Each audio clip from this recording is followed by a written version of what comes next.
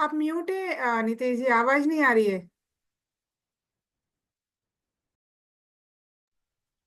नमो लोये सौः साहुणम् मङ्गलं भगवान् वीरो मङ्गलं गौतमो गणी मङ्गलं कुन्दकुन्दाद्यो जैनधर्मोऽस्तु मङ्गलम् सर्वमङ्गलमाङ्गल्यं सर्वकल्याणकारकं प्रधानं सर्वधर्माणां जैनं जयतु शासनम् जैनं जयतु शासनम् यस्य स्वयं स्वभावाप्तिरभावी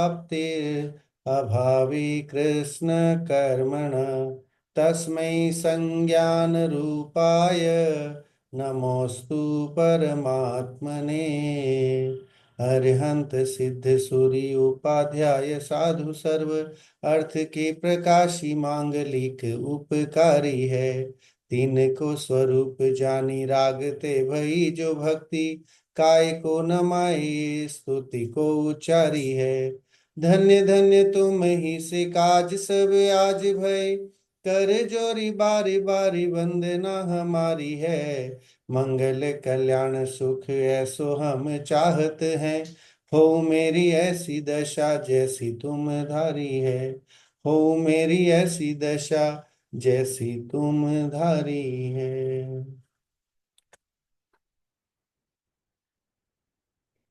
स्वाध्याय शुरू करने से पहले स्वाध्याय के लाभ हम देख लेते हैं। सर्वप्रथम लाभ स्वाध्याय का क्रोधादि कषायों की मंदता होती है। अल्प ज्ञान होने पर भी तीन लोक का ज्ञान हमें स्वाध्याय के माध्यम से संभव है, और अधिक अधिक ज्ञान होने पर आनंद विशेष की प्राप्ति हमें स्वाध्याय के माध्यम से होती है। आज का जो हमारा स्वाध्याय है वो गाथा नंबर 21 और 22 के बारे में आज हम यहाँ पर चर्चा करेंगे। और अब चूंकि आगे की जो गाथा है उसमें शुद्ध अध्यात्म की बात आएगी, आत्मा की बात आएगी। सो आज हम आत्मा के बारे में जानेंगे। आचार्य श्री ने यहाँ पर 21 और 22 गाथा में आत्मा का ध्यान ध्यान करने योग्य कौन सी चीज है उसकी चर्चा यहाँ पर बहुत ही अच्छी तरीके से की है। सो बिना विलंब के हम जो है वो गाथा पर ही आते हैं। देखिए, पहले शिष्य प्रश्न करता है। इससे पहले हमने 18, 19 और 20 तीन गाथा एक साथ ली थी। सो उसमें चिंतामणि रत्न की बात आई थी कि चिंतामणि रत्न जो है वो मिल जाता है तो उसकी क्या कद्र है। तो उसी तरह अब जो है वो आत्मा के बारे में चर्चा यहाँ पर कर रहे हैं। और आत्मा की पहचान कैसे हो, है ना जी, वो ध्यान करने लायक कौन सी चीज है। सो कौन सा विवेकी जन जो है वो चिंतामणि मिले। और एक वहां बताया था कि तिल के वो तेल निकालने के बाद जो खारवेल जो बच जाती है वो, है ना, जो उसके, तो वो उन दोनों में से कौन श्रेष्ठ है। तो ऑब्वियसली चिंतामणि जो है, विद्वान लोग, ज्ञानी लोग, सज्जन लोग तो चिंतामणि को ही पसंद करेंगे। सो उसके बाद अब यहाँ पर शिष्य का प्रश्न है, स आत्मा कीदृशः इति अथे अथेवम उद्बोधित श्रद्धानो विनेय पृच्छति यो युष्माभिर्ध्यातव्य ध्यातव्योपदिष्टः पुमान् स किम स्वरूपम इत्यर्थ गुरु आह। अब शिष्य जिसको समझाए जाने पर श्रद्धान उत्पन्न हुआ है वह पूछता है कि ध्यान करने योग्य है ऐसा आपने जिसका उपदेश दिया है उस आत्मा का क्या स्वरूप है। आपने कहा कि आत्मा ध्यान करने योग्य है, तो वो आत्मा कैसा है ना। तो इसका जवाब है, सीधा सीधा सा मतलब यह है कि शिष्य ये पूछना चाहता है कि आप आत्मा के बारे में इतनी बात कर रहे हैं, तो वो आत्मा है कैसा, है ना। आत्मा को हमने अनादिकाल से नहीं देखा। तो अब आत्मा की चर्चा यहाँ पर, अध्यात्म की चर्चा आचार्य यहाँ पर करते हैं। आत्मा के विभिन्न लक्षणों से आत्मा को यहाँ पर उसकी पहचान करवाते हैं। हमने अनादिकाल से आत्मा को नहीं देखा। अगर हमने देखा होता, जाना होता, उसके महत्व को समझा होता तो हमें सम्यक तो हो गया होता, है ना। सम्यक दर्शन नहीं हुआ, इसका ये सिंबल है, ये है ना, रिफ्लेक्शन है कि हमने अनादिकाल से आत्मा को नहीं जाना। एक को प्रश्न जो है हु एम आई, मैं कौन हूं, इसका हमें आंसर नहीं मिला अनादिकाल से। अभी भी हमारी कंडीशन वही है। ये इतना उत्कृष्ट भव हमें मिला है, इस भव में चाहे तो हम तत्व चर्चा करके, तत्व निर्णय करके और आत्मा के बारे में जान करके और उसकी पहचान कर सकते हैं। कबीरदास जी ने एक दोहा लिखा है, पानी केरा बुलबुला अस मानस की जात, और देखत ही छिप जाएगा जो तारा प्रभात। कि मनुष्य का ये शरीर के बारे में बताइए, संसार की क्षणभंगुरता की चर्चा की वहां, कि मनुष्य का यह जो देह मिला है वो पानी के बुलबुले के समान है ना। जैसे जो तारा प्रभात, प्रभात मतलब प्रभात होते ही, सुबह होते ही तारागण भाग जाते हैं, चले जाते हैं, दिखते नहीं है। ऐसे ही एक क्षण में जो है हमारा यह देह कब नष्ट हो जाएगी, इसकी किसी की कोई गारंटी नहीं है। इवन बड़े बड़े डॉक्टर भी ये गारंटी नहीं लेते हैं कि भाई वो बचेगा या नहीं बचेगा। वो भी पहले है ना, ऑपरेशन करने से पहले एक फॉर्म भरवाते हैं, उसमें वो अपनी ओर से ये कोई एश्योर नहीं करते, उसमें लिखा हुआ होता है कि भाई हम कोशिश कर रहे हैं, बच जाए तो तुम्हारा भाग्य, नहीं बचा तो जो है वो उठा के ले जाना और राम नाम सत्य हो जाएगा। सो वो भी गारंटी नहीं लेते वहां, है ना, वो सिर्फ कोशिश करते हैं। तो इसी तरह से यहाँ पर भी मनुष्य भव ये बहुत ही पानी के बुलबुले जैसा है। और कब हमारी मृत्यु हो जाए, कब हमें जो है वो ऐसी अवस्था आ जाए कि हम सुन नहीं पाए, देख नहीं पाए, कोई ऐसी घटनाएं हो सकती हैं। चलते चलते, है ना, ट्रैवल कर रहे हैं और पता पड़ा एक्सीडेंट हो गया और कोमा में आ गया आदमी, तो 1 मिनट नहीं लगता है। या ऐसी कोई अंग उपांग जो है वो परमानेंट डैमेज हो गए, है ना, आंख चली गई, कान से सुनाई देना बंद हो गया, कोई और ऐसी चीजें हो गया, अट्टा कट्टा आदमी, लेकिन एक्सीडेंट होने से, कहीं गिर जाने से, कहीं कुछ होने से अचानक ऐसी चीजें बन जाती बनती हैं, और ये हम सब अनुभवी हैं इन चीजों के। सो अब ये चीज हमें यहाँ जाननी है कि हमें ये भाव अच्छे से मिला है, जैन कुल मिला है, 5 इंद्रिय की उपलब्धता मिली है, विवेक मिला है ना, जिसके कारण से हम सोच समझ सकते हैं, संगी पंचेंद्रिय भाव मिला है, तो हमारे पास विचारणा है, हम चिंतन कर सकते हैं, हम किसी एक पॉइंट पर, है ना, डिसाइड करके पहुंच सकते हैं। सो लेकिन निर्णय करना है, समझना है कि ये आत्म तत्व करने से, आत्मा का चिंतन करने से हमें फायदा होगा कि नहीं होगा, उसके आश्रय से सुख मिलेगा कि नहीं मिलेगा, इसका निर्णय होगा तो फिर उसकी महिमा और बढ़ेगी। पढ़ते हैं गाथा, गाथा नंबर 21 है। बहुत ही सुंदर गाथा है, आत्मा के स्वरूप को बताने वाली। और आत्मा में कहा जाता है शास्त्रों में अनंत अनंत गुण है। आत्मा में गुण कितने हैं? तो आत्मा गुणों का खजाना है, ऐसा कहा जाता है। आज मैं सुबह गुरुदेव का एक प्रवचन सुन रहा था, उसमें गुरुदेव आत्मा के 3 लक्षण बता रहे थे, है ना। सच्चिदानंद प्रभु, ऐसा मतलब आत्मा का जो लक्षण है वो सच्चिदानंद प्रभु, ऐसा बार बार वो बोल रहे थे। तो जब हम स्मारक में पढ़ते थे तो उस समय मैंने आज वहाँ घटना सुनाई भी थी कि सच्चिदानंद प्रभु का मतलब मैं भी नहीं जानता था पहले ही। जब मैं कनिष्ठ में मैंने वहाँ एडमिशन लिया था, और उस समय सुबह वहाँ 5 बजे, 5:30 बजे के लगभग गुरुदेव का प्रवचन, सीढ़ी प्रवचन होता था, और हम सब बच्चों को जा करके वो सीढ़ी प्रवचन सुनना अनिवार्य था। उसके बाद ही दिन की शुरुआत होती थी वहाँ। सो हम जाते थे सुबह, अब नए नए आए हुए थे, विद्यालय में एडमिशन लिया था, और वो सुबह सुबह एक प्रवचन चलता था और उसमें सच्चिदानंद प्रभु, है ना, समझाणु का है, इस तरह के कुछ वर्ड जो है वो बार बार बोलते थे, और हमें उस समय कुछ समझ में नहीं आता था कि ये सच, हमने तो 24 तीर्थंकरों के नाम सुने, ये सच्चिदानंद प्रभु कौन सा प्रभु है? हमने तो मंदिर में भी नहीं देखा कोई। फिर हमने जब अपने सीनियर से पूछा, थोड़ा समझने की कोशिश की, तब समझ में आया कि भाई सच्चिदानंद प्रभु और कोई नहीं, तू स्वयं ही है। गुरुदेव तुम्हें स्वयं सच्चिदानंद प्रभु कह रहे हैं, 3 लक्षण दे रहे हैं, सत, चित और आनंद। सो ये सामान्य अगर हम देखें तो आत्मा में सत, है ना, आत्मा सत है, ये अभी चर्चा यहाँ भी इस गाथा में भी है कि आत्मा को सत्य नित्य कहा गया है ना। चित्त मतलब चैतन्यमय है, आत्मा में ज्ञान है तो वो चेतना है, उसमें सुख दुख का अनुभव करने की पावर किस में है, शरीर में है कि आत्मा में? तो ऑब्वियसली जो है वो आत्मा में सुख दुख को वेदन करने की क्षमता है, इसीलिए जो है वो अनुभव करता है उसको। और आनंदमय है, आत्मा में आनंद है कि नहीं है? तो कह रहे आत्मा में आनंद लबालब भरा हुआ है, आनंद ही आनंद है। जब हम आत्मोन्मुख होते हैं, आत्मा की ओर हमारी दृष्टि होती है, तब जाकर के वो है आनंद हमें परिलक्षित होता है। अभी हमारी दृष्टि बहिर्मुख है ना। इस कारण से हमें पदार्थ अच्छे लगते हैं, हमें रुपया पैसा, बाह्य जो ये फिजिकल जितने भी आइटम्स हैं वो हमें अच्छे लगते, घर अच्छा लगता है, कार अच्छी लगती है ना, घर परिवार वाले अच्छे लगते हैं, रिश्तेदार अच्छे लगते हैं, समाज अच्छा लगता है। तो ये सब हमारी बहिर्मुखी दृष्टि है, जिसके कारण से हमें वो आत्मा का आनंद नहीं मिलता है। और आत्मा का आनंद लेने के लिए क्या करना है कि बहिर्मुखी दृष्टि को छोड़ के अंतर्मुख होना है, ये काम करना है। देखिए गुरुदेव जो है उन्होंने अपने आजीवन जीवन भर जो है वो द्रव्य दृष्टि पर बहुत जोर दिया। तो गुरुदेव की द्रव्य दृष्टि अलग थी। उनकी द्रव्य दृष्टि आत्मा के ऊपर स्थायित्व है ना, आत्मा के स्थायित्व को लेकर के वो द्रव्य दृष्टि की चर्चा करते थे। और हमारी द्रव्य दृष्टि क्या है? हमारी द्रव्य दृष्टि, द्रव्य मतलब धन, और उस पर दृष्टि, तो हमारी दृष्टि उस धन पर है। इसलिए हमारी द्रव्य दृष्टि जो है वो मिथ्यात्व का कारण है।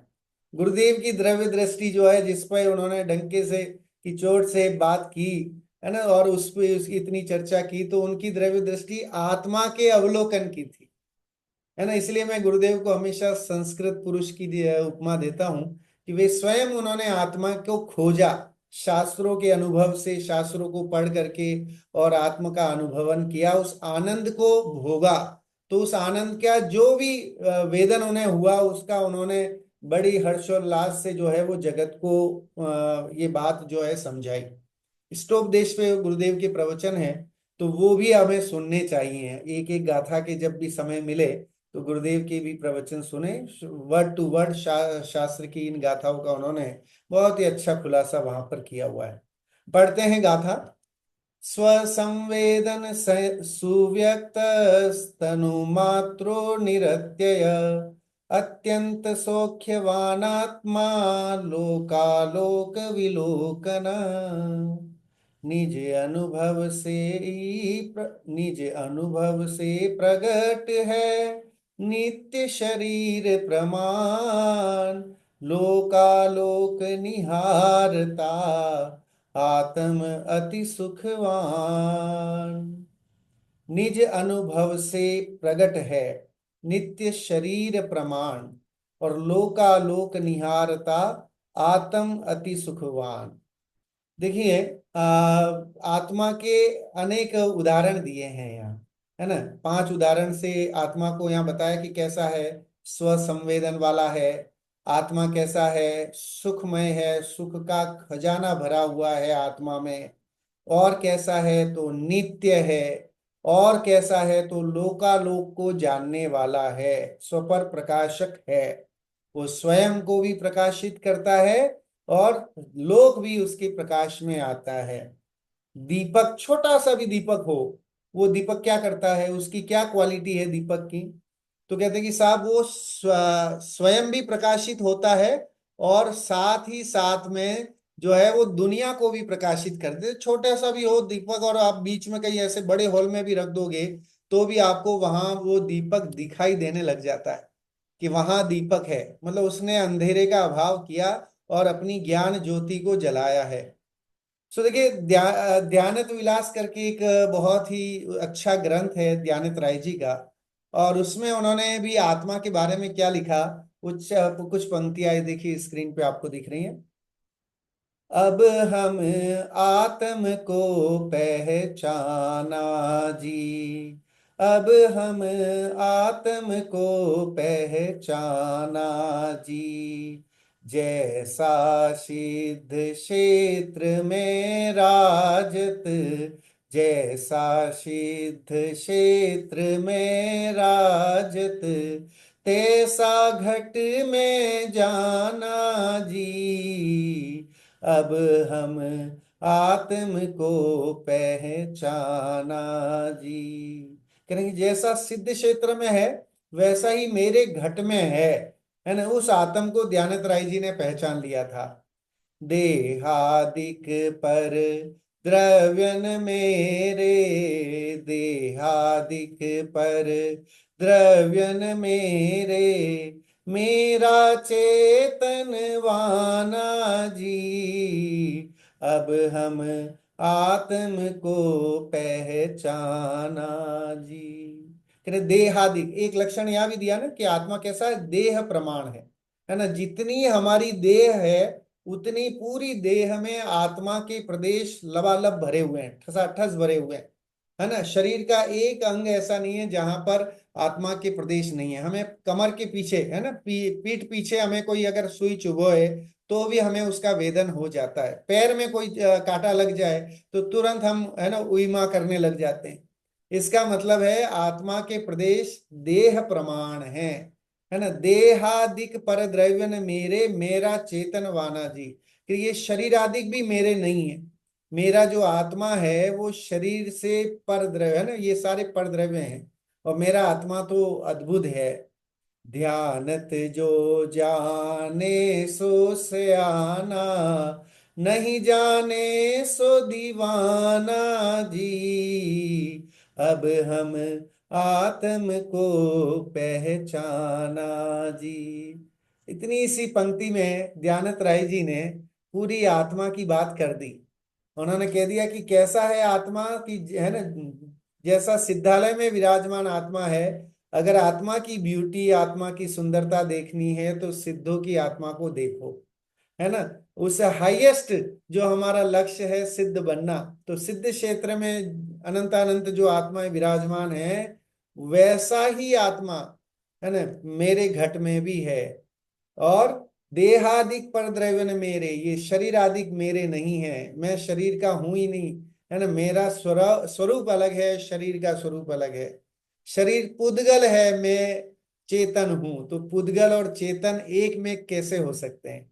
तो उसकी चर्चा की, फिर वो भेद भेद विज्ञान की बात है ना, कि भेद विज्ञान होना ये बहुत जरूरी है। फिर है ध्यानत जो जाने सो सयाना, जो ये जान लेता है कि शरीर अलग है और आत्मा अलग है, वही सयाना व्यक्ति है। सयाना मतलब वही टैलेंटेड है, वही वाइजमैन है, वही बुद्धिमान है, वही पंडित है ना। पंडित किसे कहें कि बहुत सारे शास्त्र पढ़े, प्रवचन करे, वो पंडित नहीं है। पंडित वो है जो आत्मा के इस स्वरूप को जान ले, शरीर से भिन्न, है ना, देह देवल में विराजमान उस नित्य निरंजन, है ना, स्वसंवेदनमय उस परम तत्व की पहचान करने वाला पंडित कहलाता है, वही ज्ञानी कहलाता है। और जो उसको नहीं जानता है उसके लिए यहाँ विशेषण दिया है दीवाना, कि वो दीवाना है, मतलब यहाँ अज्ञानी के रूप में उसको दीवाना कहा गया है। ध्यानत राय जी ने उसको दीवाना कहा है, जो आत्मा और शरीर का भेद विज्ञान नहीं करता है। देखिए आत्मा के बारे में भगवत गीता में भी श्लोक आता है, भगवत गीता के चैप्टर 2 में, न जायते म्रियते वा कदाचिन, नायम भूत्वा भविता वा न भूयः, अजो नित्य शाश्वतोयम पुराणो, न हन्यते हन्यमाने शरीरे।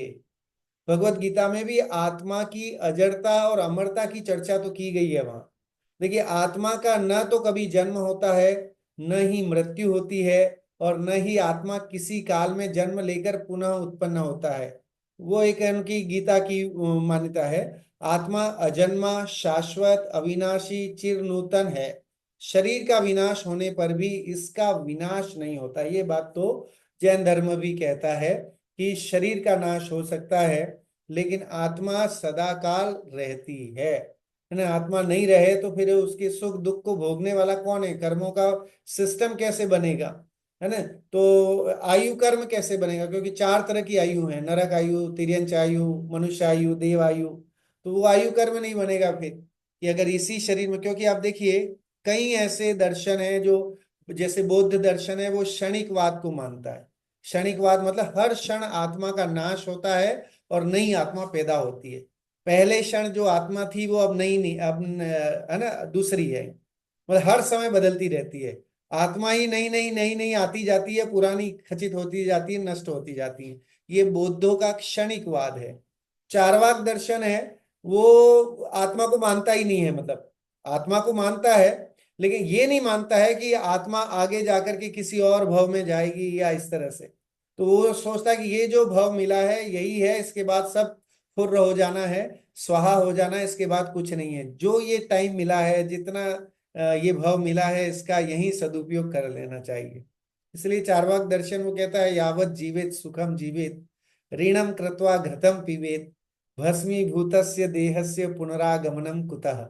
कह रहे कि जब तक जियो मौज मस्ती से जियो, ऋण लेकर के घी पियो, क्योंकि एक बार मर गए तो फिर कहाँ वापस आना है, किसको चुकाना है होम लोन, किसको चुकाना है और कोई से भी लोन। इसलिए उनकी ये मान्यता है कि जो भी करना है वो यहीं कर लो। बुद्ध कहते हैं कि भाई हर समय आत्मा बदलती रहती है, नई नई आती है, जो पिछली वाली थी वो अब नहीं रहेगी, और जो अभी है वो आगे नहीं रहेगी, इस तरह की बात करते हैं। लेकिन जैन धर्म जो है वो आत्मा की अजरता और अमरता की बात करता है, अविनाशीपन की बात करता है कि जय आत्मा जो है वो सदाकाल रहती है। आत्मा की यात्रा अनादि से अनंत तक की यात्रा है। आत्मा की यात्रा क्या है कि आत्मा अनादि काल से है और अनंत काल तक रहेगा। लेकिन उसमें है ना ये कह सकते हैं कि भेद पड़ सकता है कि कोई जीव पुरुषार्थ करे और वह जो है अपने संसार की अवस्था को अनादि से शांत कर सकता है, अनादि अनंत भी चल सकती है ना। अभव्य जीव है तो उसकी संसार की यात्रा अनादि अनंत चलती रहेगी, लेकिन जो भव्य है उसकी अनादि शांत हो जाएगी। मतलब वो अनादि से तो था जीव, लेकिन उसने मनुष्य भाव में आके पुरुषार्थ करके, जिन दीक्षा धारण करके और चार घाती कर्मों का अभाव किया और कालांतर में चार अघातियों का अभाव करके उस सिद्धालय में जाके विराजमान हो गया, तो उसका अंत हो गया, उसके भव का अंत हो गया, वहां उसके भव का अंत हो गया। इसलिए उसको शांत भी कहा जाता है, अनादि शांत, है ना। तो ये भी हमें समझना होगा आत्मा की अवस्थाओं के बारे में। देखिए द्रव्य संग्रह में भी आत्मा की चर्चा की गई है। गाथा आपके सामने है। जीवो उव ओगमो अमूर्तिकत्ता सदेह परिमाणो, भोक्ता संसारत्थो सिद्धो सो विशस्सो डग गई। दूसरी गाथा है द्रव्य संग्रह की। देखिए वह जीव प्राणों से जीता है, जीवो उपयोगमय, है ना। जीव जो है वो उपयोगमय है ना। ज्ञान और दर्शन ये आजीव के आत्मा के लक्षण है ना। उससे ही आत्मा पहचाना जाता है। उपयोगो लक्षणम तत्वार्थ सूत्र में एक सूत्र भी आता है। सो प्राणों से जीता है और उपयोगमय है। फिर अमूर्तिक है क्योंकि आत्मा दिखता नहीं है, किसी ने भी आत्मा के मतलब स्वरूप को नहीं देखा है तो वो अमूर्तिक है। वो इंद्रिय गोचर नहीं है, अतीन्द्रिय है वो, और करता है ना, स्वयं का करता। फिर सदेह परिमाणो, ये बात यहाँ पर है कि वह देह परिमाण है ना। सदेह परिमाणो, अपने छोटे बड़े शरीर प्रमाण में रहने वाला है। चींटी का आत्मा चींटी के देह के प्रमाण है। डायनासोर का आत्मा डायनासोर जितने, या हाथी का आत्मा हाथी के प्रमाण है ना। जितना बड़ा वो आता है ना, एक पंक्ति आती थी, जो निगोद में सो ही मुझ में सो ही मोक्ष मझार। कह रहे कि है ना, जो निगोदिया जीव है वो ही, जो निगोद में सो ही मुझ में सो ही मोक्ष मझार, वही मेरे में है और वही मोक्ष में, अर्थात सिद्धालय में भी वही है। आत्मा के स्वरूप की अपेक्षा कोई भेद नहीं है। आत्मा की पर्याय की अपेक्षा से भेद पड़ता है कि एक संसारी है और दूसरा मुक्त है। इसीलिए तत्वार्थ सूत्र में एक सूत्र भी आता है, संसारिणो मुक्ताश्च, कि जीव जो है वो दो तरह के हैं, एक है संसारी और एक मुक्त। तो जो जिनके कर्मों का अभाव नहीं हुआ है वो संसारी हैं, हम जैसे आप लोग, जो कि आयु कर्म को भोग रहे हैं। कभी नरक आयु में जाते हैं, कभी तिर्यंच आयु में, कभी देवायु में, कभी मनुष्य आयु में। इस तरह से जो भटकन है, जो परिवर्तन है, वो कहलाता है ना संसार। ये संसार, क्योंकि उसका नाम ही संसरणम इति संसार, जो घुमाता रहता है उसका नाम, जो भटकता रहता है उसका नाम संसार है। और जो एक जगह स्थित रह जाए उसका नाम मोक्ष है, निर्वाण है उसका नाम, कि है ना वो वहां फिर हिलना नहीं है, फिर कोई अगली पर्याय नहीं आनी है, फिर कोई और दिक्कतें नहीं होनी है। वो आता ना, ना खांसी है ना जुकाम है, आदि व्याधि का मेरा नाम, शुद्धात्म है मेरा नाम, इस तरह की स्तुतियां वगैरह आती हैं। तो जिसमें ये बताया गया है कि भी आत्मा वहां पर सिद्धालय में न सर्दी न जुकाम न खांसी, वन वे वाला काम है कि वापस नहीं आना है, किसी और पर्याय में जन्म नहीं लेना है। आयु कर्म आदि सारे जो है ना अष्ट कर्म है उनका अभाव हो गया है। इसलिए अब जीव जो है वहां अपने स्वाभाविक सौंदर्य के साथ वहां पर विराजमान रहता है ना। और अपना जो ज्ञान दर्शनमय स्वरूप है, उस स्वरूप में वह जीव जो है वहां जाकर के व्यवस्थित हो जाता है। देखिए, जो 5 लक्षण यहाँ पर 21वीं गाथा में बताए हैं, वो अपन यहाँ पढ़ते हैं भावार्थ में। आचार्य ने इस श्लोक में लोक अलोक को जानने वाला, सर्वज्ञ स्वभावी, इसका मतलब है सर्व, वन वर्ड में अगर हम कहेंगे तो सर्वज्ञ स्वभावी, सारी आत्माएं सर्वज्ञ स्वभावी हैं, है ना।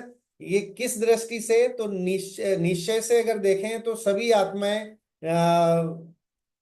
द्रव्य दृष्टि की अपेक्षा से समझ लीजिए, द्रव्य दृष्टि की अपेक्षा से देखें तो सभी आत्माएं सर्वज्ञ स्वभावी हैं। और पर्याय दृष्टि में सर्वज्ञ स्वभावी कौन है, तो कह रहे हैं कि अरहंतों की पर्याय जो है वो सर्वज्ञ स्वभाव, सर्वज्ञत्व वहां पर गुण प्रकट हो गया है।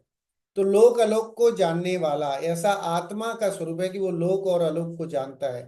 अत्यंत अनंत सुख स्वरूप वाला है, और उस आत्मा कैसा है कि अनंत सुख भरा हुआ है। शरीर प्रमाण है, तीसरा लक्षण शरीर प्रमाण बताया है। शरीर से बाहर आत्मा के प्रदेश नहीं जा सकते, तो शरीर प्रमाण है। अविनाशी है, सदा काल रहने वाला, उसका कोई नाश नहीं कर सकता, आत्मा का कभी खात्मा नहीं हो सकता है। ये चीज समझने लायक है। हम कई बार जो है, क्यों देखो, 7 भयों में एक भय मृत्यु भय भी है, जो हर एक जीव को, हर एक संसारी को मृत्यु का भय बना रहता है कि कहीं भूकंप नहीं आ जाए, है ना, कहीं आग नहीं लग जाए, कहीं कुछ और नहीं हो जाए। छोटे बच्चे होते हैं तो उनको डर बैठता है कि कोई किडनैप नहीं कर ले जाए, है ना। छोटी एज में बच्चे हमेशा डरते रहते हैं कि कोई उठा के नहीं ले जाए। तो हमेशा वो डर, एक चाहे वो छोटा बच्चा हो या बड़ा व्यक्ति हो, मौत से हर कोई डरता है। कोई मरना नहीं चाहता, पहली बात तो, क्योंकि पर्यायगत ऐसी हमारा पर्याय के प्रति मोह है कि वो पर्याय को छोड़ना नहीं चाहता, जीव अज्ञानता के कारण, मिथ्यात्व के कारण। लेकिन अगर ये बात समझ में आ जाए कि हमारी आत्मा तो अविनाशी है, उसका कभी नाश होता ही नहीं है ना। मृत्यु तो, मृत्यु कहते किसे हैं, तो कह रहे मृत्यु है शरीर और आत्मा के जुदा होने की प्रक्रिया का नाम मृत्यु है, बस। कि जब शरीर अलग हो जाए और आत्मा अलग हो जाए, उसका नाम मृत्यु है। शरीर और आत्मा मिल जाए, उसका नाम जन्म है ना। कि जिस दिन माँ के गर्भ में आया वो जीव, उस दिन से उसका जन्म है। और जिस दिन उसका शरीर और आत्मा अलग अलग हो गया तो वो मृत्यु कह लेते हैं हम, है ना। बी और डी, उसके बीच में क्या है कि भाई बी मतलब बर्थ और डी मतलब डेथ, उसके बीच में सी है ना, खाली सी। सो सी मतलब क्रिएशन। अब वो क्रिएशन क्या है कि हमें इस पूरी यात्रा में आत्मा को क्रिएट करके उसको देख लेना है, आत्मा को जान लेना है ना। वो प्रक्रिया हमें जाननी है। तो बी बी और डी के बीच में उस सी को हमें पहचानना है, उस आत्मा को जान लेना है। नहीं तो डी अगर स्टेज आ गई तो फिर अगला भव और न जाने कितने भव जाएंगे। तो इसलिए भव का अभाव होने से पहले, है ना, देह में विराजमान उस देह देवल की परिचय, उसकी भान जो है वो हमें हो जानी चाहिए। गुरुदेव के प्रवचनों में ये बार बार, और उन्होंने डंके की चोट से सिर्फ और सिर्फ उस शुद्धात्मा को समझाने का अविना मतलब समझ लीजिए कि बहुत ही प्रयास उन्होंने किया। और उनकी बात जो है वो इतनी, चूंकि कोई वक्ता जब उस चीज से स्वयं सराबोर होता है, उसको खुद मजा आता है, तो स्वयं ही जो है वो पब्लिक या श्रोता जो है उस भाव से विभोर हुए बिना रहते नहीं है।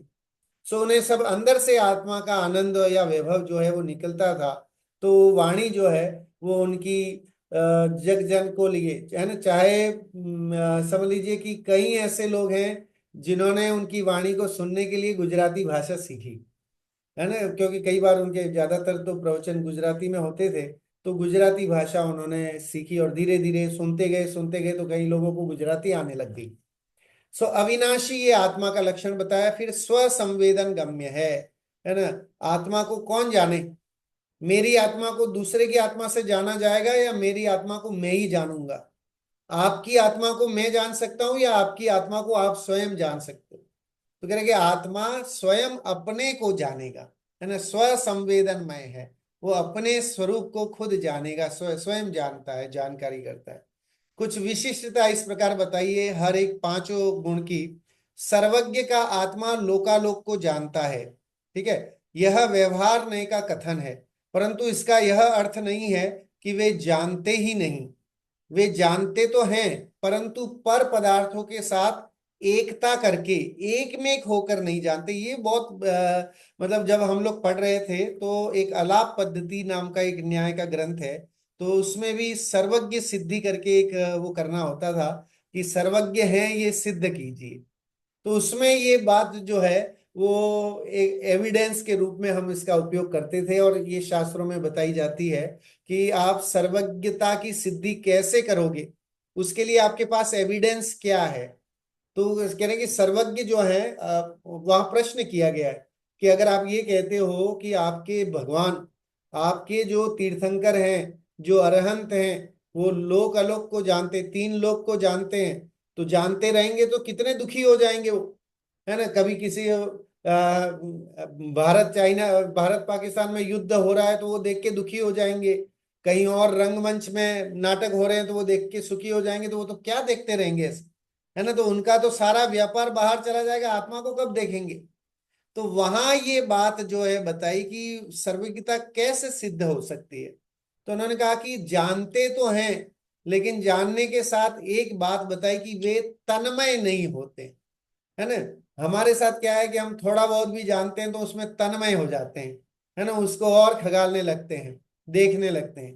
कई बार हमारी मतलब सहज समझ लीजिए कि मेंटालिटी रहती है, मनोविज्ञान, कि कहीं अगर लिखा हो कि यहाँ झांकना मना है, तो हम क्या करते हैं कि वहीं जाकर के और झांकते कि आखिर लिखा क्यों है ना। यहाँ थूकना मना है, तो अगर आप देखेंगे तो वहीं ज्यादा पान की पीक या थूकी हुए वो ज्यादा चीजें मिलेंगी। यहाँ टॉयलेट करना मना है लिखा है, तो वहीं लोग जाकर के टॉयलेट करेंगे। तो यहाँ ये कह रहे हैं कि भाई एक में एक नहीं होते। एक में एक नहीं होना मतलब वो उन वस्तुओं में तीन लोग ज्ञान, तीन लोग का ज्ञान उनके ज्ञान में झलक रहा है, लेकिन उन पदार्थों में, उन वस्तुओं में तन्मयता नहीं है। इस कारण से वहां सर्वज्ञता सिद्ध हो सकती है ना। एक कोई जीव ऐसा जो तीन लोक के ज्ञान को अपनी किसी मतलब अपनी विशिष्ट ज्ञान से जानता हुआ आत्मा को भी जान सकता है, उसमें कहीं कोई दिक्कत वाली बात नहीं है।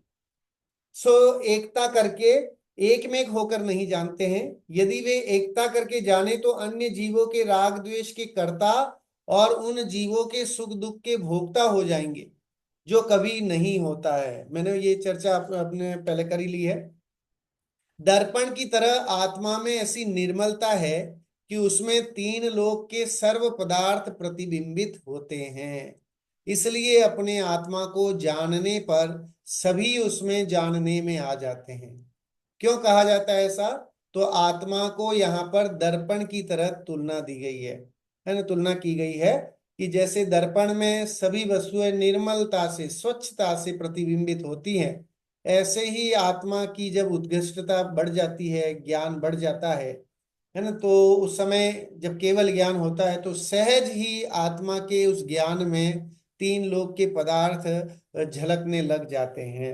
लेकिन वहां वे तन्मय नहीं होते, इसलिए किसी के सुख दुख के कर्ता या धर्ता नहीं रहते हैं। वे अपने ही आत्मा, अपने सुख के कर्ता धर्ता रहते हैं। केवल ज्ञान की एक समय की पर्याय तीन लोक के अनंत पदार्थों, उनके प्रत्येक के अनंत अनंत गुणों और प्रत्येक गुण की त्रिकालवर्ती अनंत अनंत पर्यायों को युगपद जैसा है वैसा जानती है। अर्थात जिस द्रव्य की जो पर्याय जिस काल में, जिस क्षेत्र में हो गई है, होने वाली है और होती हो, तथा उन उन पर्यायों को अनुकूल जो जो बाह्य निमित्त हों, उन सबको केवली भगवान एक साथ जैसे है वैसे जानते हैं। ऐसी उनकी ज्ञान की अचिंत्य सामर्थ्य है। केवल ज्ञान का महत्व यहाँ बताया कि भाई केवल ज्ञान में क्या है कि सारी चीजें जैसी है, जिस काल में, जिस क्षेत्र में जैसा परिवर्तन होना है, वो सब कुछ जो है वो उनके ज्ञान में परिलक्षित होता है। देखिए इसीलिए जब अरहंतों का स्वरूप बताते हैं या विशेषताएं बताते हैं, तो सबसे पहले वीतरागता, फिर सर्वज्ञता और तीसरा हितोपदेशिता की चर्चा की जाती है। पहले वीतरागी होना बहुत जरूरी है। अगर वीतरागी नहीं हो, रागी द्वेषी हो और केवल ज्ञान हो जाए तो, है ना, अनर्थ हो जाए। तो पहले वीतरागी होना चाहिए, ना किसी से राग ना किसी से द्वेष, पूर्ण वीतरागी हो जाते हैं। उसके बाद फिर केवल ज्ञान की ये पर्याय प्रकट होती है, तो फिर वहां सर्वज्ञता होती है। तीन लोक और तीन काल ज्ञान में उनके आते हैं। फिर हितो, जब तीनों काल, तीन लोक और तीन काल को जो जानता है, और वो अगर कुछ बोलेगा तो गलत नहीं बोल सकता, क्योंकि ही नोज एवरीथिंग, है ना। जो सब कुछ जानता है, उसके बात में, उसकी कथन में जो है वो कह सकते हैं संशय वाला या डाउटफुल कंडीशन नहीं रहती है। और तब हम विश्वास कर सकते हैं कि अरहंत की वाणी ही सच्ची और अच्छी है। इसलिए जिनवाणी को जो है हम उतनी महत्वता देते हैं। दूसरा लक्षण है आत्मा में अनंत सुख भरा हुआ है। तो आत्मा अनंत सौख्यवान है, अर्थात आत्मा के द्रव्य स्वभाव में अतीन्द्रिय अनंत सुख है। ऐसा परिपूर्ण सुख सर्वज्ञ भगवान को ही होता है, क्योंकि घाती कर्मों के अभाव के कारण, परिणाम कोई उपाधि नहीं होने से, और केवल ज्ञान निष्कम स्थिर अनाकुल होने के कारण केवल ज्ञान सुख रूप ही है। ये प्रवचन सार गाथा की 60वीं गाथा का भावार्थ भी है, कि जिसमें ये बताया हुआ है कि आखिर वो जो आत्मा में सुख है वो कैसा है, कि घातीय कर्मों के अभाव होने से वो आत्मा सुख, उस आत्मा का जो सुख है वो प्रकट हो गया है। अभी इसकी चर्चा और एक कहानी के माध्यम से आगे और करेंगे, आत्मा के सुख या है ना पूर्ण सुखी होने की बात। तीसरा पॉइंट लेते हैं, व्यवहार ने से यह जीव नाम नाम कर्म से प्राप्त देह प्रमाण, ये शरीर जो है वो नाम कर्म के उदय से मिलता है, तो कह रहे हैं कि देह प्रमाण है यह आत्मा, परंतु निश्चय से वह लोकाकाश प्रमाण असंख्यात प्रदेशी है। लेकिन आत्मा के प्रदेश जो है वो लोकाकाश प्रमाण असंख्यात प्रदेश उसमें है। यद्यपि व्यवहार ने से उन प्रदेशों के संकोच विस्तार सहित हैं, तथापि सिद्ध अवस्था में संकोच विस्तार से रहित शरीर प्रमाण उसका आकार रहता है। अभी हमारी जो आत्मा के प्रदेश हैं वो संकोच विस्तार वाले हैं, है ना। तो इसमें ये संकोच विस्तार होता रहता है। मुनिराजों की वो जब समझ लीजिए कि उनके मस्तक से पुतला वगैरह निकलता है, समुद्घात वगैरह होता है, तो आत्मा के प्रदेश बाहर निकलते हैं और फैल के आते हैं। तो ऐसी घटना भी, इसकी चर्चा भी शास्त्रों में आती है। लेकिन यहाँ पर अपन सामान्य समझें तो आत्मा के प्रदेश संकोच विस्तार वाले हैं। चींटी के जीव में आ गया तो छोटा हो गया, डायनासोर बन गया तो उतने ही प्रमाण वाला हो गया, और कोई इससे बड़ा, है ना, बहुत बड़ा मच्छ हो तो उस, है ना, उतने आकार का हो जाएगा। तो जितना शरीर है ये उसमें संकोच विस्तार का ऐसा सहज गुण उसमें मौजूद है। चौथा गुण है द्रव्यार्थिक नय से आत्मा टंकोत्कीर्ण ज्ञान के अखंड स्वभाव से ध्रुव है, अविनाशी है, परंतु पर्यायार्थिक नय से वह उत्पाद व्यय सहित है, अर्थात प्रतिक्षण विनाशिक है। तो दोनों ही चर्चा यहाँ पर उन्होंने कर ली। त्रैवार्थिक नय की अपेक्षा से देखें तो आत्मा कभी मरती नहीं है, वो सदाकाल रहती है, लेकिन आत्मा में उत्पाद और व्यय होता रहता है ना। नवीन समझ लीजिए आत्मा का पर्याय की दृष्टि से देखा जाए तो अभी कोई और पर्याय है, फिर मर के किसी दूसरी पर्याय में गया, तो एक पर्याय का व्यय हुआ, दूसरे पर्याय में उत्पाद हुआ। इस तरह का जो है वो परिणमन चलता रहता है। तो उस अपेक्षा से देखे तो आत्मा की अपेक्षा से वो देखे तो आत्मा विनाशिक भी कही गई है। पांचवा है आत्मा स्व संवेदन गम्य है। अहम अस्मि, मैं हूं, ऐसा अंतर्मुखाकार रूप से जो ज्ञान अथवा अनुभव होता है, उससे आत्मा को सत्ता स्वतः सिद्ध होती है। हमें ये अंदर से फीलिंग होती है ना। जब हम आंखें बंद कर देते हैं या एकांत कमरे में जाके बैठते हैं तो हमें ये आभास होता है कि शरीर के अंदर कोई है, ऐसी चेतना जो मैं हूं, है ना। तो उस मैं की को पहचानने की बात की कि वो जो संवेदन है, जो ये जानता है, वही आत्मा है। ज्ञानी जन को अंतर बाह्य जल्प अथवा संकल्पों का परित्याग करके आत्म स्वरूप का, आत्मा द्वारा आत्मा में ही जो अनुभव अथवा वेदन होता है वह स्व संवेदन कहलाता है। इस स्व संवेदन की अपेक्षा आत्मा प्रत्यक्ष है। मतलब ये जो अनुभव होता है कि मैं हूं, है ना। मैं एक हूं, मैं शुद्ध हूं, मैं बुद्ध हूं, मैं निरंजन हूं, मैं निराकार हूं, है ना, मैं एक हूं। ये जो ज्ञान हो रहा है, जो उसका आभास हो रहा है, वो आत्मा, जिसे इस तरह का आभास होता है, वो प्रत्यक्ष आत्मा, उसे आत्मज्ञान होता है। जहां आत्मा ही ज्ञेय और आत्मा ही ज्ञायक होता है, वहां चैतन्य की उस परिणति को स्वसंवेदन प्रमाण कहते हैं। मतलब जानने वाला कौन? तो आत्मा। जान किसको रहा है? तो आत्मा को ही जान रहा है ना। स्वयं को स्वयं के माध्यम से जानने की कला का नाम है स्वसंवेदनमय प्रमाण, है ना। उसे स्वसंवेदनमय प्रमाण कहा है। उसको आत्म अनुभव अथवा आत्म दर्शन भी कहते हैं।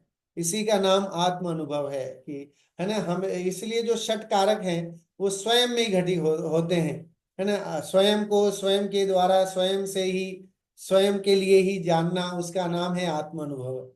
कहीं और जाने की जरूरत नहीं है ना। सभी इंद्रियों को, इंद्रियों से हट करके, इंद्रियातीत हो करके जब हम अपने अंतर्मुख अपनी आत्मा में देखते हैं, तो वो सम्यक दर्शन होता है। एक छोटी सी कहानी आपके सामने यहाँ स्क्रीन पे दिख रही है, आत्मा के महत्व के बारे में बताती है। गंदे पानी में चमकता हीरा। बहुत समय पहले एक संत नदी के किनारे ध्यान कर रहे थे।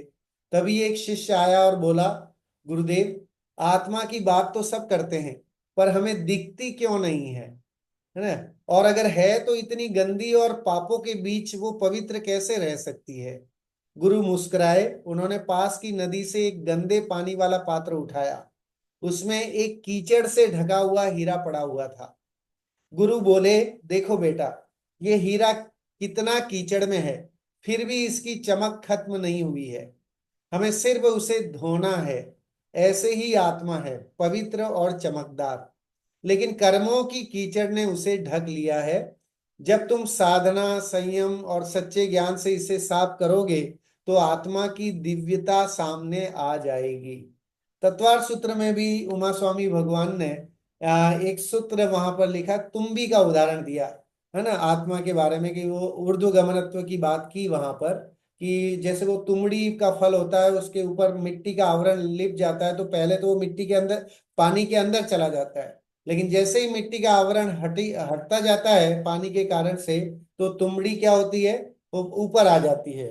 क्यों? स्वभाव से ऊर्ध्वगमनत्व है। आत्मा का एक विशेषण है ऊर्ध्वगमनत्व। जब भी आत्मा शरीर से निकलेगी तो ऊपर की ओर बढ़ने की कोशिश करेगी। अब वो अलग बात है कि काम उसने गंदे किए हैं, है ना, पाप कर्म किए हैं, तो उसे फिर वो विग्रह करके और नरक में जाना पड़ता है। लेकिन स्वभाव से आत्मा का स्वभाव तो ऊर्ध्वगमनत्व ही है, ऊपर उठने वाला ही है। चलिए, इस प्रकार से 21वीं गाथा में आत्मा के बारे में बहुत अच्छी चर्चा की, 5 लक्षणों के माध्यम से आत्मा, आत्मा के स्वसंवेदन की बात की, आत्मा के स्थिरता की बात की, है ना, अविनाशी आत्मा की चर्चा की यहाँ पर। ऐसे पांचों लक्षण बहुत ही मजेदार हैं, जो हमें जानने लायक हैं। अब शिष्य का आगे प्रश्न है। यहाँ शिष्य कहता है कि यदि आत्मा इस प्रकार का है, तो उसकी उपासना किस प्रकार करनी चाहिए, है ना। अगर आप ये 5 लक्षण बताए हैं, और भी अनंत अनंत आप उसमें गुण बता रहे हैं, तो कैसे हम आत्मा की चर्चा करें? यह प्रश्न आत्म उपासना के उपाय का है, यह स्पष्ट करते हैं। सो देखिए, 22वीं गाथा पढ़ते हैं। संयम्य कर्ण ग्रामे मेकाग्रत्वेन चेतस आत्मानमात्मवान् ध्यायेत् आत्मनेवात्मनि स्थितम्। कर्मन की एकाग्रता इंद्रिय विषय मिटाए, रुके वृत्ति स्वच्छंदता निज में निज को ध्याय। आत्मा की उपलब्धि कैसे हो सकती है, आत्म ध्यान कैसे हो सकता है? तो कर मन की एकाग्रता, है ना, मन की एकाग्रता की बात यहाँ पर कर रहे हैं। यानी मन बड़ा चंचल है। भगवत गीता में भी मन को बड़ा चंचल कहा। वहां उन्होंने लिखा, प्रमाथि वद बलवद दृढ़म, है ना, मनः चंचलम प्रमाथि बलवद दृढ़म। ये श्लोक वहां पर गीता में लिखा हुआ है कि मन बड़ा चंचल है, उसको प्रयास से, है ना, पुरुषार्थ करके उसको कंट्रोल में किया जा सकता है। अब देखो, कबीर ने एक दोहा लिखा कि माला तो कर में फिरे, जीव फिरे मुख माही, और मनुआ तो दस दिस फिरे, यह तो सुमिरन नाही। कह रहे कि इस है ना, आप देखिए आडंबर का विरोध किया कबीर ने। तो कह रहे माला तो कर में फिरे, कर मतलब हाथ होता है, यानी कर मतलब टैक्स भी होता है, कर मतलब हाथ। तो हाथ कह रहे माला इस मनुष्य के हाथ में घूमती रहती है, राम नाम की या जो भी अरहंत नाम की। तो माला तो कर में फिरे, जीभ फिरे मुख माही, मुख में जीभ फिरती रहती है ना, अरहंत नाम के या जो भी नाम लेते हैं। और मनुआ तो दस दिश फिरे, और मन तो 10 दिशाओं में घूम रहा है उसका, क्रिया भले कर रहा है लेकिन मन 10 दिशाओं में घूम रहा है, यह तो सुमरण नहीं। कबीर कहते हैं ये सच्चा सुमिरन नहीं है। सच्चा स्मरण कब होगा, आत्मा का भी सच्चा भान कब होगा, जब मन को एकाग्र करके और इंद्रिय विषय मिटाए, है ना, इंद्रिय के विषयों को शांत करके, हटा करके। क्योंकि 5 इंद्रियों के कारण से आत्मा पकड़ में नहीं आती है। इंद्रिय के भोग, है ना, इंद्रिय विषसम लावण्यमयी कंचन काया, यह सब कुछ जड़ की क्रीड़ा है, मैं अब तक जान नहीं पाया। आता है ना। तो कह रहे हैं कि इंद्रिय के ये जो जितने भी पदार्थ हैं, ये सब कैसे हैं कि क्रीड़ा है, मैं अभी तक ये समझ नहीं पाया हूँ। अनादिकाल से मैं इन इंद्रियों के अधीन हूँ, और इंद्रियों के पालन पोषण में, उनके भरण पोषण में अपना यह मनुष्य भव जो है उसी में हम व्यतीत कर देते हैं, इकट्ठा करने में, जोड़ने में, कि ताकि हम आगे हमारी वस्तुएं हमें ऐसी मिल जाएं उस धनादि के माध्यम से, कि जिससे हमारे इंद्रियों का भोग और होता रहे। जितने भी गोरख धंधे होते हैं, है ना, जितने व्यापार होते हैं, वो सब किस लिए हैं? क्योंकि इंद्रिय के विषयों की आशा है। इंद्रिय विषयों को भोगने की लालसा के कारण ही पाप कार्य करता है जी। रुके वृत्ति स्वच्छंदता, निज में निज को ध्याय। बाह्य में वृत्ति हट जाए तो अंतर में वृत्ति बनती है। देखिए आत्मा के 3 भेद और बताए गए हैं शास्त्रों में। कौन से? बहिरात्मा, अंतरात्मा और परमात्मा।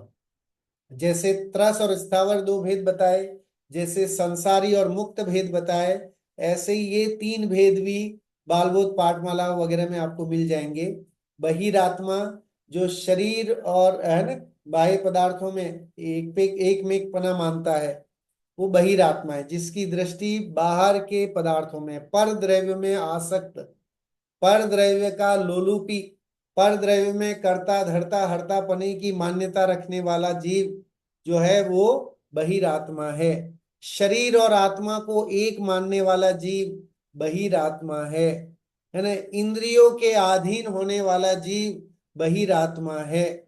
ये सारे बहिरात्मा के लक्षण हैं, है ना। जिसे समझ लीजिए कि स्त्री पुत्र मकान जायदाद, इसमें रस लेने वाला जीव बहिरात्मा है। जिनवाणी नहीं सुहाने वाला जीव भी बहिरात्मा है, जिसको जिनवाणी नहीं सुहाती है, जिसे देव गुरु धर्म अच्छे नहीं लगते हैं, उसका उसकी दिल्ली अभी दूर है, इसलिए वो भी बहिरात्मा है। और अंतरात्मा जो जिनकी दृष्टि है ना, पर पदार्थों से हट करके अपने आत्म स्वरूप में लगी, तो उस वो है अंतरात्मा। उनके भेद प्रभेद हैं फिर। और परमात्मा जिन्होंने कर्मों का अभाव कर दिया है ना, जो अब इस सारे संसार के झमेले से दूर हैं, वे परमात्मा कहलाते हैं। ऐसे आत्मा की 3 कैटेगरी हैं। हमारी कौन सी है? वी हैव टू डिसाइड, हमें डिसाइड करना पड़ेगा कि हमारी स्टेज कौन सी है। बहिरात्मा है, अंतरात्मा है, या परमात्मा? तो अभी संभव ही नहीं है।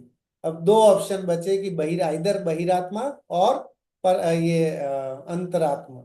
सो अंतरात्मा तो है नहीं, सम्यक तो हुआ नहीं है, आत्मा की पकड़ हुई नहीं है, तो इसलिए अंतरात्मा की तो बात अभी दूर है। तो रहे क्या? बहिरात्मा। और जो मिथ्यात्व गुणस्थान है वो सारे नियम से बहिरात्मा होते हैं, है ना। जिन्हें सम्यक नहीं है वो सारे बहिरात्मा की कैटेगरी में आते हैं। तो निज को निज में ध्याय, यहाँ कह रहे हैं कि हमें अपने को अपने में ध्यान करना है। ध्यान कहाँ लगाना है, किसका ध्यान करें तो हमें आत्मा का की उपलब्धि हो जाए? वो एक बहुत गजब की घटना जनरली सुनाई जाती है कि एक बूढ़ी अम्मा थी, तो उसकी समझ लीजिए कि वो सुई घूम गई। अब वो सुई घूम गई जहां, तो वो वहां जहां घूमी थी वहां तो ढूंढ नहीं रही थी। वो वहां प्रकाश में ढूंढ रही थी उसको, जहां लाइट लगी हुई थी वहां पर वो सुई या जो भी उसकी कोई एक है ना, कोई ऑर्नामेंट या ऐसा कोई गिर गया तो उसको अंगूठी ढूंढ रही, समझ लीजिए। कोई एक सज्जन वहां से निकले, उन्होंने पूछा अम्मा क्या कर रही हो, तो कह रहे बेटा क्या करूं, मैंने मेरी अंगूठी यहाँ ढूंढ रही हूँ। तो कहाँ गिरी थी, तो कह रही गिरी तो उधर थी, लेकिन यहाँ लाइट है तो उजाला है तो यहाँ ढूंढ रही हूँ। तो क्या उस अम्मा को वो अंगूठी या सुई जो भी गिर गई, वो उसे कभी मिलने वाली है? तो कह रहे हैं कि कभी नहीं मिलने वाली, क्योंकि उसकी खोज ही वो कहीं और कर रही है। तो खोज कहाँ करें कि जहाँ राइट डायरेक्शन में जहाँ होनी चाहिए वहां हम करते नहीं। हम शांति चाहते हैं, हम सुख चाहते हैं, हम रिलैक्स होना चाहते हैं, लेकिन कहाँ रिलैक्स होने की, जहां वो कल्पना ही नहीं है, जहां रिलैक्स हुआ ही नहीं जा सकता है वहां रिलैक्स होने की चाहते हैं। घर में बड़ा सोफा ले आए तो रिलैक्स हो जाएंगे, बहुत अच्छा बेड ले आए है ना, बहुत बढ़िया वाला, अच्छा डनलप का गद्दा वाला या बढ़िया वाला जो भी है, बहुत महंगा वाला बेड ले आए, तो उससे जो है वो अच्छी चैन की नींद आ जाएगी। तो कह रहे साहब ये बेड, इतने अच्छे अच्छे बेड तो आपके क्या, बड़े बड़े करोड़पति अरबपति जो हैं उनके भी हैं, लेकिन उनको रातों को नींद नहीं आती। उनको हमेशा डर समाये रहता है, भय है, उनको मृत्यु का भय है। जितने बड़े बड़े फिल्म स्टार, जितने बड़े इंडस्ट्रियलिस्ट जो होते हैं, उनको ये डर समाया हुआ कि कोई शूट नहीं कर दे हमें, कोई मार नहीं दे हमें, इसलिए वे उनको दो दो बॉडीगार्ड रखने पड़ते हैं। वे अपने आने जाने का कोई शेड्यूल किसी को बताते नहीं। क्यों? क्योंकि अंदर में डर बैठा हो, मृत्यु का भय है उनको, है ना। तो वो कहाँ सुखी है? सामग्री सब होने पर भी अंतर में वो वृत्ति जो है वो, देखिए, चिंता है तो वो सुखी कहाँ है? तो वस्तुओं से सुख नहीं है, ये जैन धर्म हमें सिखाता है। वस्तु के सानिध्य से सुख नहीं है ना। वस्तुएं तो चक्रवर्ती के पास भी हैं, राजा महाराजाओं के पास भी हैं, लेकिन उन राजा महाराजाओं ने भी, चक्रवर्तियों ने भी उस वैभव को छोड़ा, क्योंकि उससे सुख उन्हें नहीं मिला। आत्मा के आनंद में, आत्मा की खोज में पर पदार्थों का क्या लेना देना है? ये आत्मा तो स्वाधीन है ना। आत्मा का अनुभवन स्वाधीन है। इसको करने के लिए कोई पद नहीं चाहिए, कोई सिचुएशन नहीं चाहिए, है ना, कोई ऐसा आश्रम नहीं चाहिए, कोई ऐसा टीला नहीं चाहिए, कुछ नहीं चाहिए, है ना। कहीं भी हो सकता है। लोग तो समुद्र में डूबते डूबते आत्मज्ञान हो जाता है, ऐसे भी पुराणों में है ना। जंगल में फेंक दिया तो वहां आत्मज्ञान हो गया, समुद्र में गिर रहे हैं, डूब रहे हैं तो आत्मज्ञान हो गया, नारकियों का आत्मज्ञान हो रहा है। लेकिन हम जो है वो मनुष्य भव मिला है, जैन कुल मिला, लेकिन हमें आत्मज्ञान सम्यक्त्व की प्राप्ति नहीं होए, तो ये हमारे इस भव की समझ लीजिए असफलता है, विफलता रहेगी, कि अगर हम निर्णय नहीं कर पाए, सोच विचार नहीं कर पाए।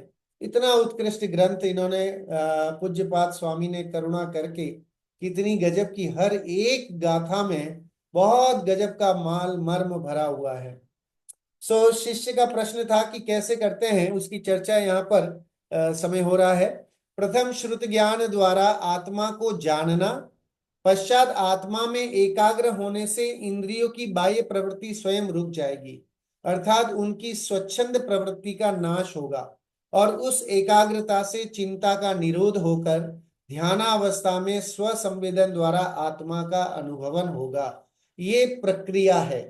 सबसे पहली बात बताई कि श्रुत ज्ञान द्वारा आत्मा के वैभव को जानना, पहला काम यह है कि जब समझ में आएगा। अब देखिए, दवाइयां हम लाते हैं तो दवाइयों में क्या रहता है डिब्बों में, कि उसमें एक प्रिस्क्रिप्शन लिखा, वो एक है ना, इंस्ट्रक्शंस वगैरह लिखे वाली एक स्लिप रहती है।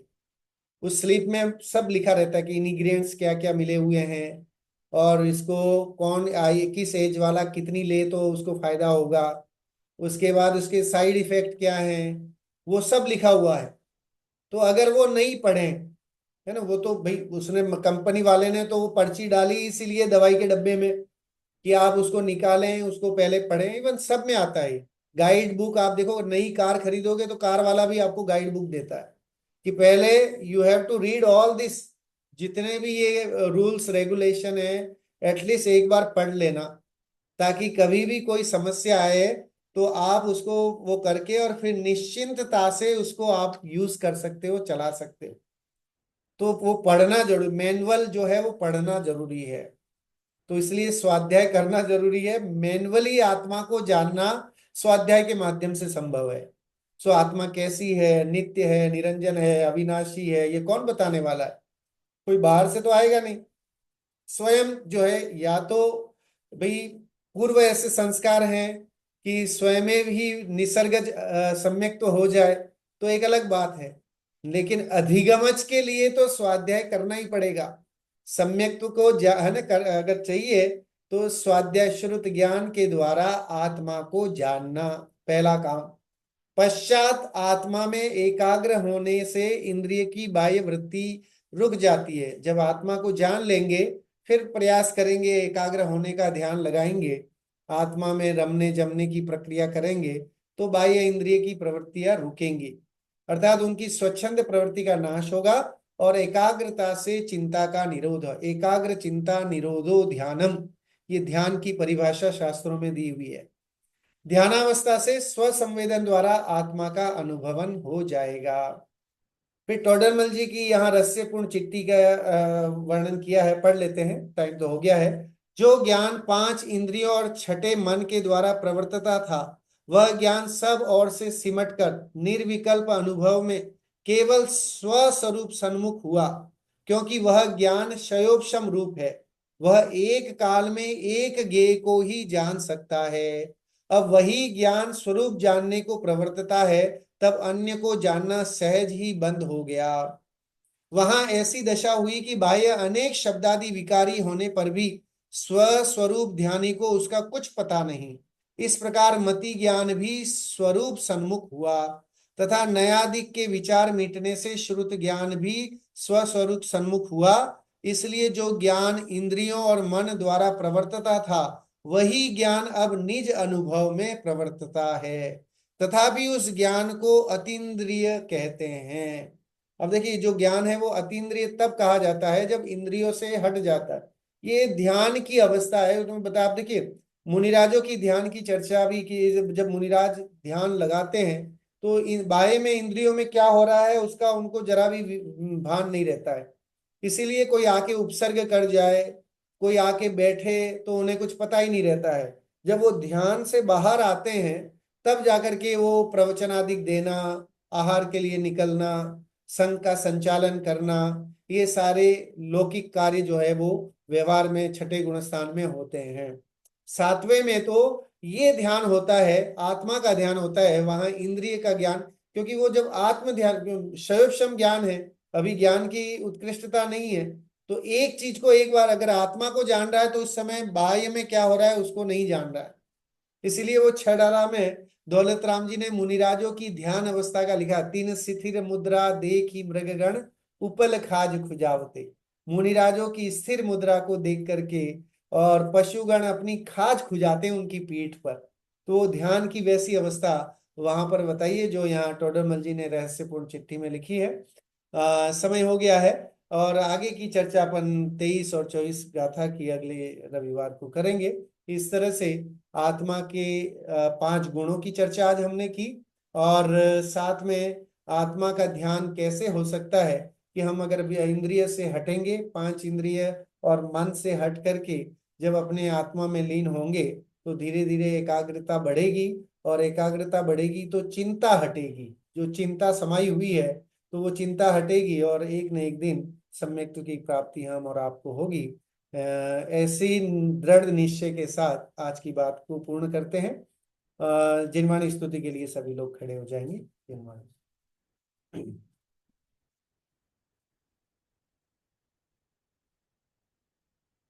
मिथ्यात्म नाश वे को ज्ञान के प्रकाश वे को आपा पर भास वे को भानु सी बखानी है।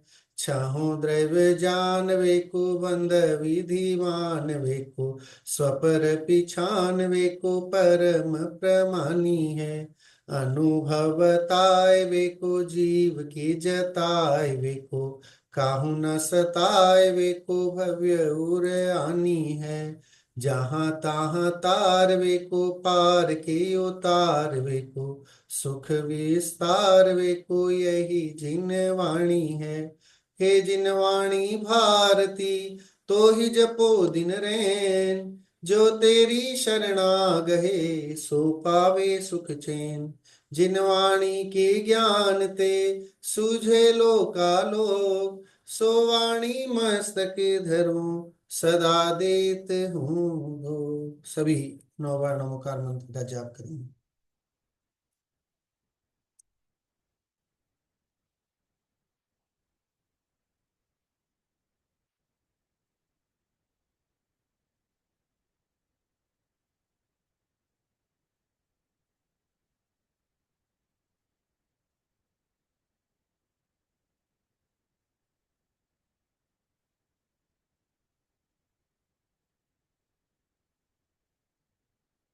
बोलिए द्वादशांग जिनवाणी मात की जय हो।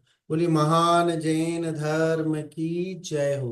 बोलिए समस्त वितरागी संतों की जय हो। जय जिनेन्द्र।